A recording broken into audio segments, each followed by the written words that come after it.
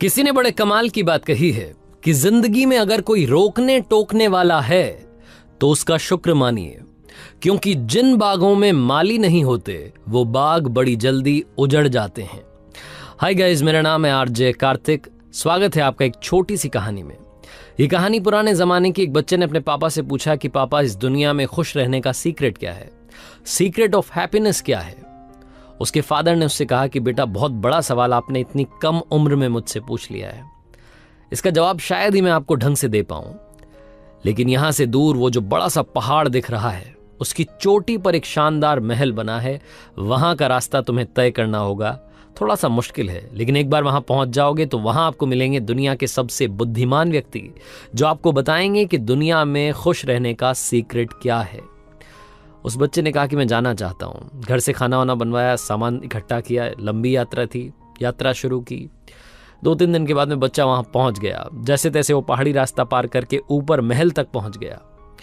वहां की खूबसूरती को निहारता रह गया। उसे समझ नहीं आया कि वो वहां आया क्यों था। इतनी खूबसूरत जगह थी, इतना शानदार महल बना था और ऊपर से क्या शानदार नजारा आ रहा था।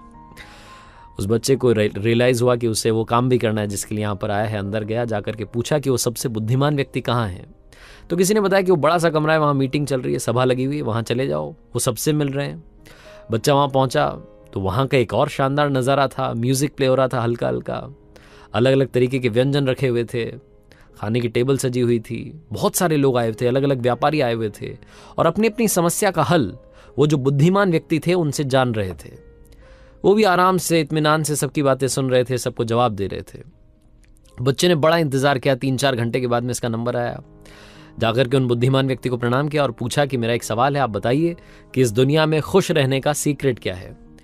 बुद्धिमान व्यक्ति ने थोड़ा और उस बच्चे के बारे में जाना, सारी बातें ध्यान से सुनी। उससे कहा कि बेटा, बड़ा अच्छा लग रहा है, आप इतनी कम उम्र में इतना बड़ा सवाल है जिसका जवाब आप जानना चाहते हो कि खुश कैसे रहें, वो सीक्रेट क्या है, किस चीज को फॉलो करना है।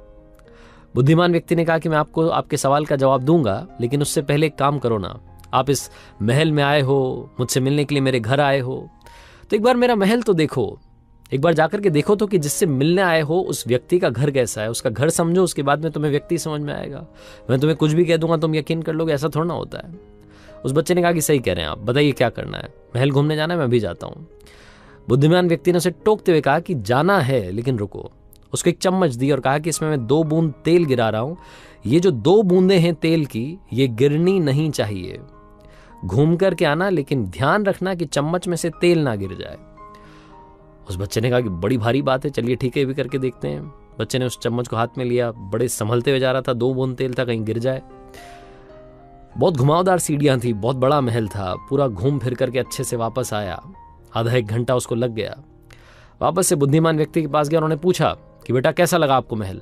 आपने वो बगीचा देखा? हमने 10 सालों की मेहनत के बाद में अलग अलग तरीके के पौधे लगा करके क्या शानदार बगीचा बनवाया है। आपने फूल देखे, कितने सुंदर सुंदर फूल लगे हुए हैं। और आपने हमारी लाइब्रेरी देखी जिसमें इतनी शानदार किताबें हैं कि अगर कोई पढ़ ले तो दुनिया की कोई ऐसी कोई समस्या नहीं है जिसका उसको सोल्यूशन ना मिले। आपने वो शानदार पेंटिंग्स देखी जो हमने वहां बरामदे में लगवाई है। उस बच्चे की सब कुछ ऊपर से जा रहा था, उसने कुछ देखा ही नहीं, क्योंकि उसका सारा ध्यान वो तेल की 2 बूंदों में था कि कहीं ये गिर ना जाए। ईमानदारी से बच्चे ने अपना जवाब दिया कि माफ कीजिएगा, लेकिन मैंने कुछ भी नहीं देखा। मेरा तो सारा ध्यान ये चम्मच की 2 बूंद तेल में था कि कहीं ये गिर ना जाए। आपने कहा था कि इसका ध्यान रखना है। बुद्धिमान व्यक्ति ने कहा कि अरे क्या बात हुई, एक बार फिर से जाओ, देख करके आओ, अच्छे से देख करके आओ, सब कुछ निहार करके आओ। छोटा बच्चा फिर से गया। महल की जो एक एक चीज थी उसको ध्यान से देखा, खूबसूरती से निहारा। लाइब्रेरी में गया, वो शानदार पेंटिंग्स लगी थी उन्हें देखा, नक्काशी का काम देखा।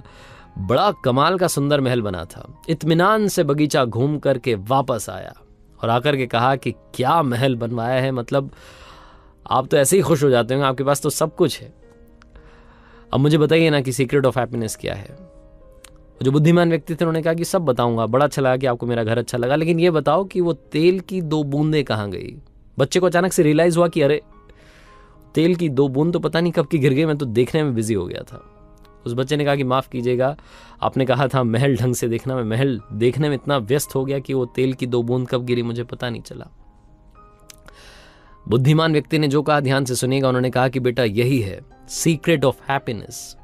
पहली बार मैंने तुम्हें भेजा तुम्हारा सारा ध्यान तेल की 2 बूंद पर था, आसपास क्या हुआ तुम्हें दिखाई नहीं। दूसरी बार जब भेजा तो तुम्हारा सारा ध्यान आसपास की चीजों पर था, सुंदरता पर था, खूबसूरती पर था, और तेल की 2 बूंद तो गिर गई। जो तुम्हारा बेसिक रूल था, जो बेसिक्स थे, उन्हें तुम भूल गए।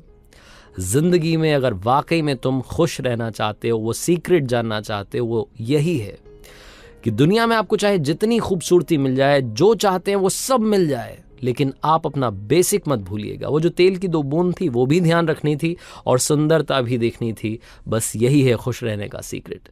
हम में से काफ़ी सारे लोग जो काफ़ी कुछ अचीव कर लेते हैं, भूल जाते हैं अपनी जड़ों को, अपनी रूट्स को। लाइफ में चाहे जहां आप चले जाएं, रूट्स मत भूलिएगा, क्योंकि जो इंसान जड़ों से जुड़ा रहता है वही जिंदगी में ग्रो करता है।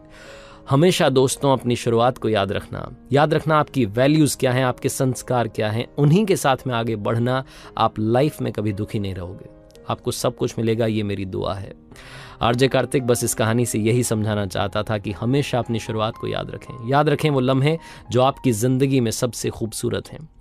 आपसे बस ये कहना चाहता हूँ, हर सोमवार सुबह 9:30 बजे देखना ना भूलें एक नई कहानी मेरे सोशल मीडिया हैंडल्स पर। और याद रखिए, जिंदगी में हमेशा ऊपर वाले के आशीर्वाद के साथ, अपनी फैमिली के प्यार के साथ, अपनी मेहनत के साथ कर दिखाओ कुछ ऐसा कि दुनिया करना चाहे आपके जैसा।